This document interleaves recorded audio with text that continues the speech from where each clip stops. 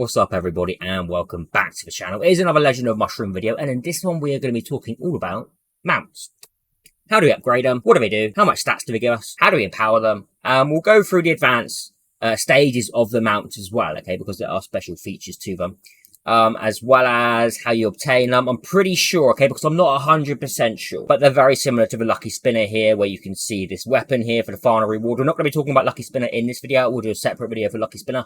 But I'm pretty sure it'll be a similar event. They may do it in a one-time offer payment pack. I'm not sure. I haven't seen one pop up, so I do not currently know. I can only give you the advice that I do know already. Don't forget, using Aptoide, you can save yourself a ton of money, depending on how much you spend, okay? Some of you, it may be a cup of coffee, which is still a cup of coffee. Some of you, it may be a frigging car. Who knows how much some people spend, all right? Using code carzak LM, you can support me on my channel and save yourself an extra 5% on top of every single purchase.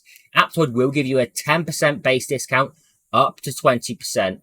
And certain other days you will get an extra 5% on top. So, you know, you can effectively save up to 30% on every single purchase you make in the game. All right. I'm not trying to force sell to you, but if you are spending, you could be free to play. You don't need to spend. You don't need to use Aptoide. If you are spending, you should and must be using Aptoide, okay? Because the savings are just too great. Link in the description below. Any information about that, show you how to install it, how to use it. It will show you your savings as well. Let's get on with the video. Enough of that.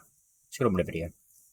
So, mounts, you will initially get a lily pad, okay? Now, you do get clock winders as you progress through certain events. You'll get clock winders. Certain packs as well will give you clock winders. I don't want to keep talking about packs, okay? I'm sorry if I do, but that's just how gacha games are. Anyone who's in the gacha business will know exactly how these games are. So clock winders will upgrade, and you know, quick upgrade is fine. Don't worry about hoarding these, just use them, because every time you use them you will get closer to another star. Once you reach that final star, you will upgrade to the next tier mount, and you can see the huge jump in stats, okay? Like even at tier 4 9 star to tier 4 10 star, it's over 139%. Is that my God, 136%? Is it even that? No, it's 126%. Let's not go into maths. It's not my forte. But 1 star is a ton, okay? Like, literally, tier 4, 9 star, 2,855% health bonus, attack bonus, and defense bonus. Obviously, let's go through some of the mounts quickly. You can see them: surfboard, flyboard. That's where I am, I believe. Yep, sky glider, amethyst gourd, magic broom, azuri feather, and then I think it stays as the azuri feather up to tier 14. So it goes on a long way. All right, imagine how if you had a ton of the winders, imagine just how much extra stats you would get, as well as, you know, the default mount here. You can look at the evasion boost too. So with my mount, I'm getting 15%, but the next tier 5 will give me 20%. So it's effectively just like 5% per tier. Is it 5% of evasion per tier? If that is the case, that is insane. Empowerment. Empowerment is very important, as is everything else that upgrades, because it makes you stronger. Each one, the initial boost will be a 10%. You can see here on level 2, it only went up 2% on that final part. So it went to 10, then 2. I'm assuming it will do the same for the others. If I get a level 1 to the basic attack damage, this will go to 10. And then after that, it will be 2%. 2%. Maybe if you get to level 10, not sure that it may go another 10. I don't know. It may go up to 4% per level. I'm not currently there, so I don't quite know.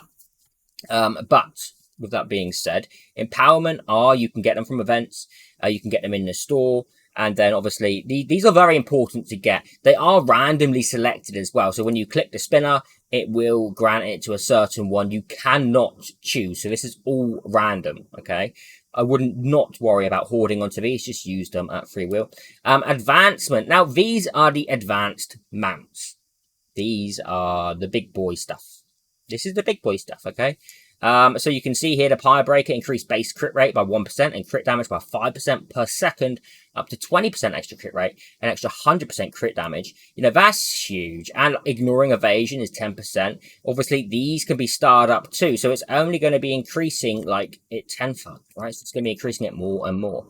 The Hot Wheels here boost power attack speed by 2% per second, up to 40%. This one ignores stun, up to 6% on the initial boost.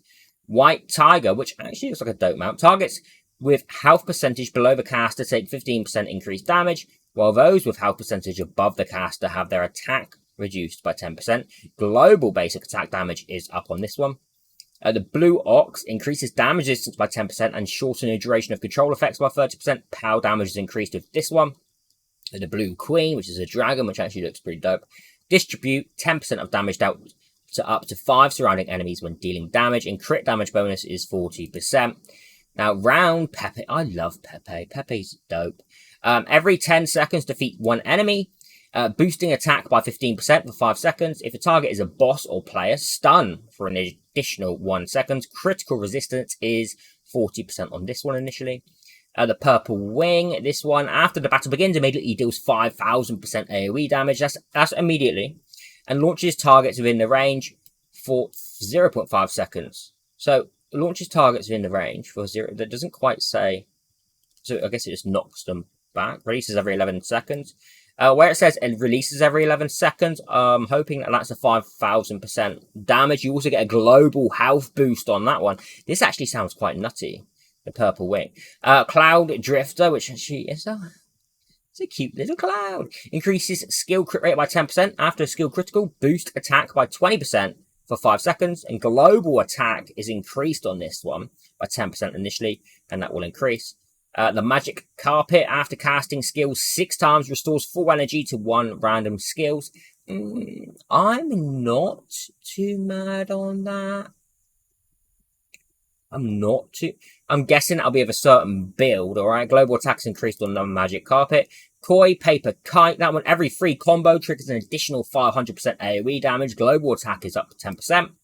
Velocity Blitz, with every 1 counter, increases global counter damage by 10% for 3 seconds, up to a maximum of 30%. The duration refreshes with each new counter trigger. Hang on. So if you're triggering counters really fast, then it's going to reset. Hang on. Wait. That could be reset. If the duration is refreshing, is that stripping away our maximum? Because if it's only every 3 seconds, like that would be a bit crazy. Is that going to be taking it back to 10%? And then you can build it up to 30% again. Global health is plus 10%. The Horizon Racer, every 10 seconds, summon a card, dealing 800% current basic attack AoE damage and knocking back targets. Global health is up 10% on that one. Blazing Motorcycle, for every 10% lost health, release a flame jet, dealing at least 500% of the current basic attack damage. It scales with lost health, so the lower health you are, the more that's going to increase. Global defense is up 10%. That actually works quite nicely together. Got higher defense, you can survive a little bit longer, meaning you can survive a little bit longer with low health, right? That's how that kind of works. Be interesting to see how strong that is, though. Trembling Pepe. These 2 buffs will alternate to take effect every 8 seconds. Gain a shield with 8% of max health, lasting 8 seconds. Gain 8% attack, and reduce the time of being controlled by 30% for 8 seconds. Global defense is 10%. That is all of the mounts in the game.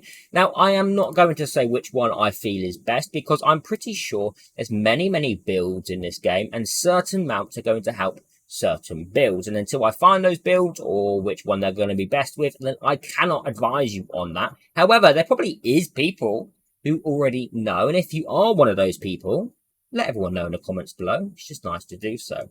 So without further ado, that is it for your mounts. And hopefully I've covered everything you kind of need to know, okay? You need the clock winders to upgrade. That is very simple. You need the empowering fragments to upgrade. You know, the mount upgrade here, this is random, but that's very simple as well. The advancement, however, choosing a mount is not easy, because obviously it's going to be costly and you obviously want to make the right choice. So without further research, I cannot guide you on that. I will make a separate video stating which mount is best for you to take. I will see all of you in the next video. Have a fantastic day, even wherever you are, and thank you for watching. Goodbye.